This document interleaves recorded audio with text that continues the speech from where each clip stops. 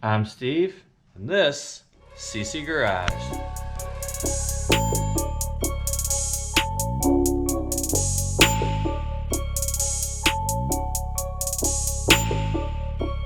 Hello YouTube and welcome back. Today we're working on the C10 again.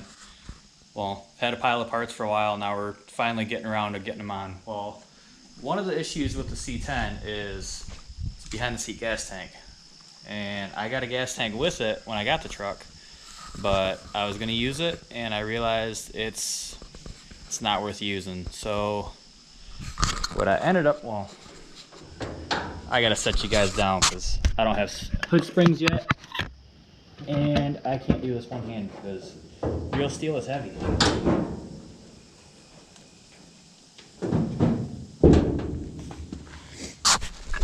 So since I've actually been running the truck, well, even when I didn't have the front clip on, been using this little guy as a gas tank. It's like a 2-gallon boat gas tank.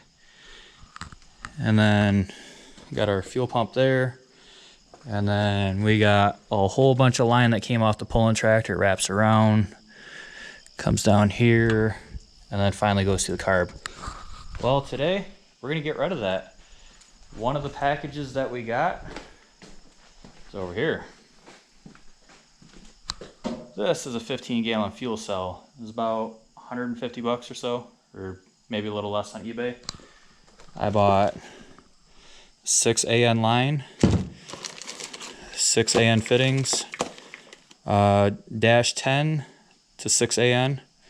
So I've already got one of them on here. I actually had to fight with that a little bit because it didn't want to thread on. I don't know if it's because of the coating on the fittings, but I used a little bit of PB Blaster, sprayed it on there, and then I just kept on working it back and forth until I finally got it to seat. This is one of the plugs that came with the tank. There's another plug up here. Since it's carbureted and it's only going to be one line, I think what I'm going to do is my other fitting, we'll put that up here, and then we will make some sort of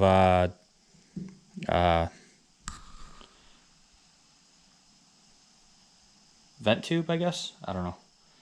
So I'm not sure if I'm going to end up using, well, I'll end up having to use fittings. I don't know if maybe do a 90 and then another 90 just to face it down.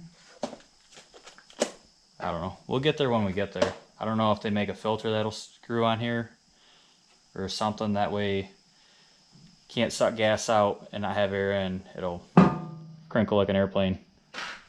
I don't know if airplanes crinkle, but there's no pressure. So what we're gonna do is, I think we're gonna put it over there in the bed of the truck on that side.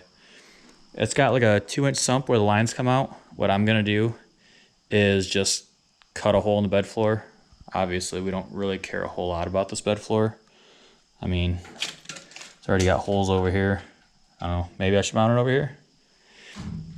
But we're gonna go ahead and cut a hole for the sump. That way the tank sits flat, and then we will run our lines up front, somehow come up the firewall,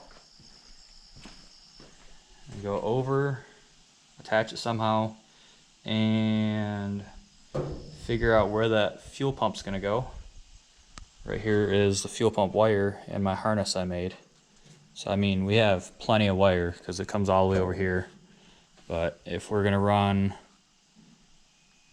I don't know if we should run the fuel line on this side or run it on this side. I don't know. It just seems easier on this side, but it seems a lot more cluttered. So let's go ahead. We will get some measurements, figure out where we're going to cut that hole in the bed floor, and mount the tank. Okay, so let's go ahead and get this into the bed of the truck.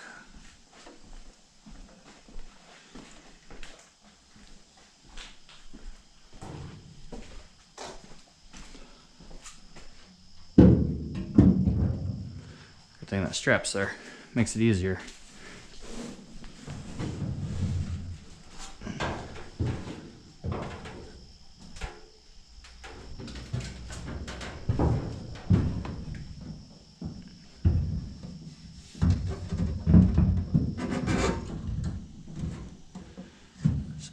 want to do is we want to make sure that there is enough space on this back side that we can actually get in there with a wrench, which I think we should be good on that.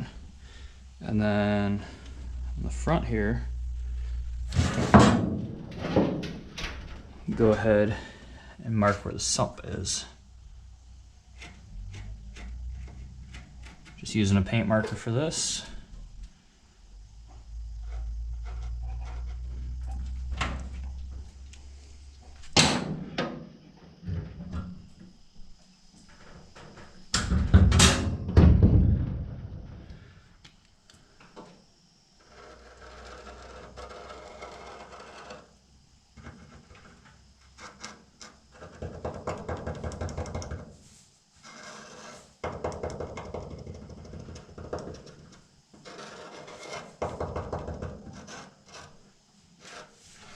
So what we need to do now is, ouch, knee pads would be nice. Our tape measure. This sump comes back about 7 inches. So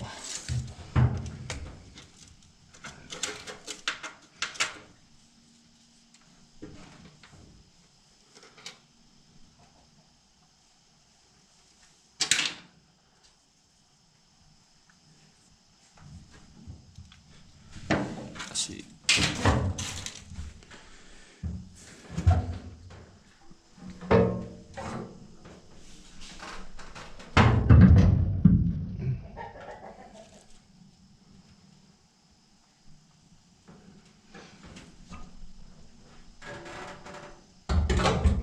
We should be good on that, hopefully. I know our body bolt or bed bolt is right here, so hopefully that cross member underneath, or brace, whatever you want to call it, hopefully that is not in the way. So let's go get the grinder.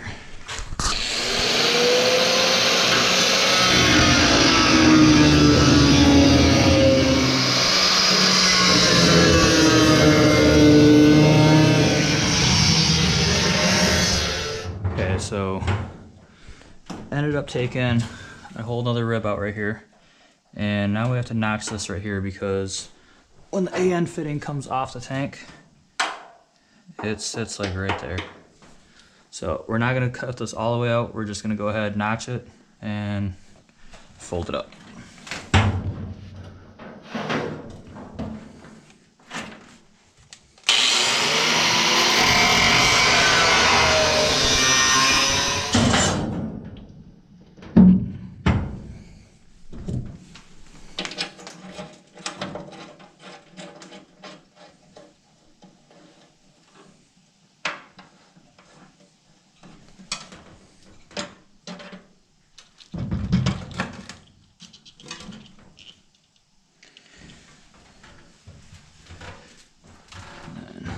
Go ahead, get some bolts for these feet.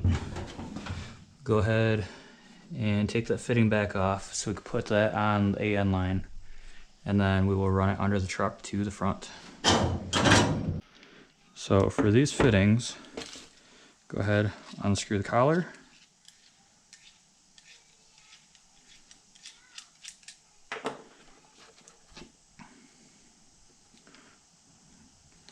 Gotta be careful because there's actual steel braid in there.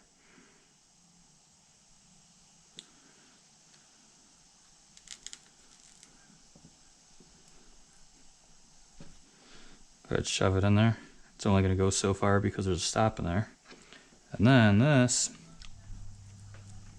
I don't know how good that's gonna do for lube. There.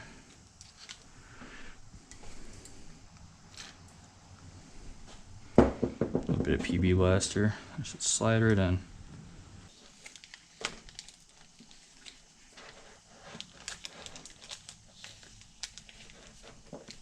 Putting this in the vise would probably work way better. I just didn't think of that. It's only my second experience ever with AN fittings, The first time was with my turbo Honda that's in the barn right now. It's got steel braided line for the oil return. So there we go. That ain't coming off. So now we're gonna go ahead and screw this onto the tank. Well, we'll throw it underneath the truck, screw it on, and then go underneath, figure out where to route the hose, and get it up front.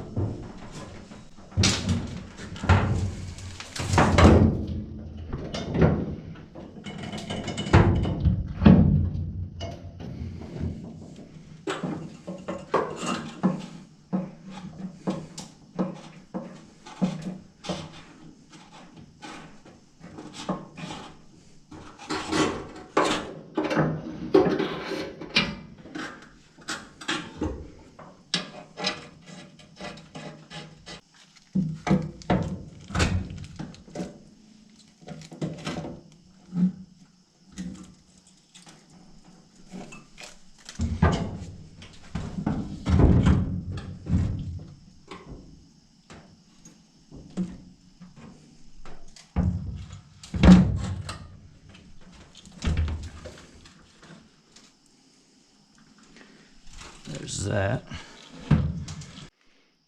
So we ended up using a pilot bit and a stepper bit. Drilled our 2 back holes. So go ahead.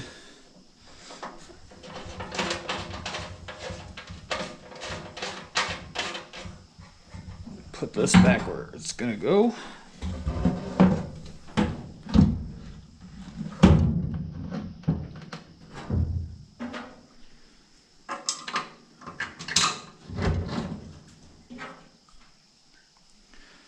Hopefully this is something that I can actually tighten down myself, because I don't have any help.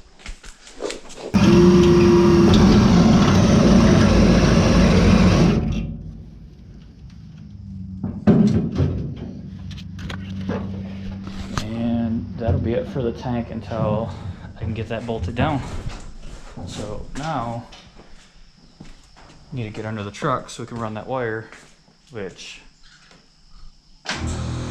get some air in the tanks, let that charge up a little bit. We'll just use the air ride to lift the truck up. So we got the truck aired up so that way we can get under it. Now we got to make sure that this fuel line stays away from hot stuff and moving stuff. So I've already got it going through that cross member. We got to get our taillight wires moved up too. Go over top of this cross member.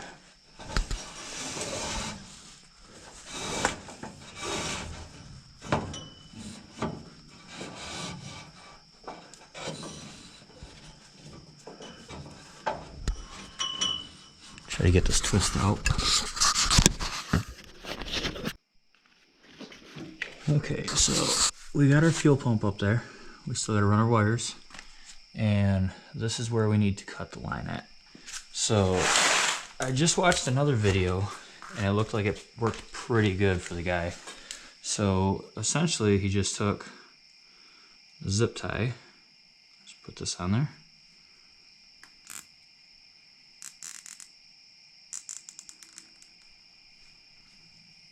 And then he used his angle grinder, and that keeps all the strands together so that way they don't fray, because if they fray real bad, it's hard to get that end on there. So go ahead and cut this real quick.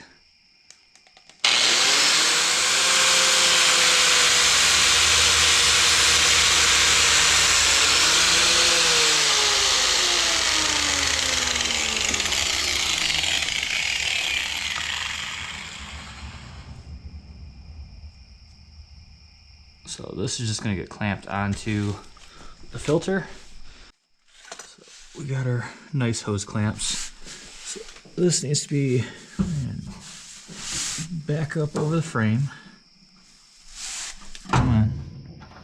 There it is. So using the head mount, I didn't get a very good view of anything I wanted to record. So we got our fuel pump right there on the frame rail, and then our wire comes up to our relay. The fuel line right there loops around, comes up to the carburetor. We got our clamps on there, and that is pretty much it.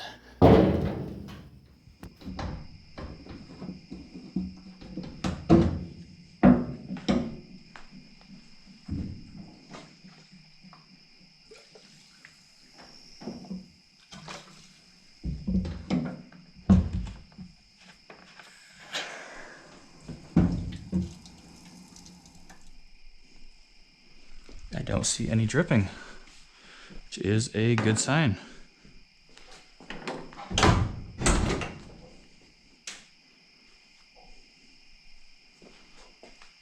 So I think what we're gonna do to try to prime the system is pull this cleaner off.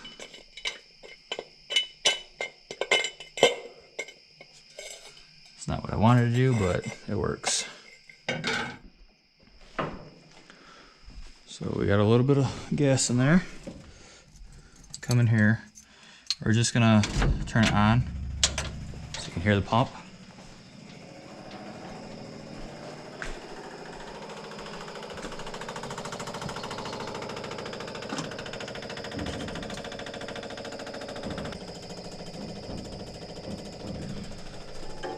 Okay, and we have gas. So look under here again for any leaks. I see absolutely zero wet spots.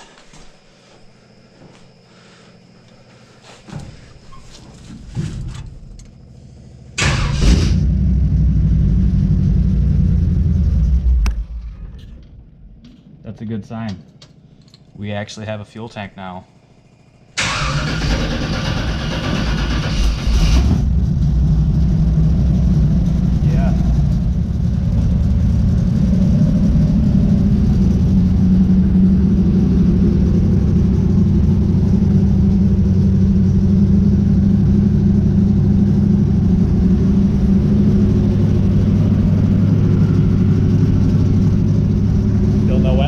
So I think we are in the go. So if you guys made it this far into the video, really appreciate it. There's a lot of boring stuff.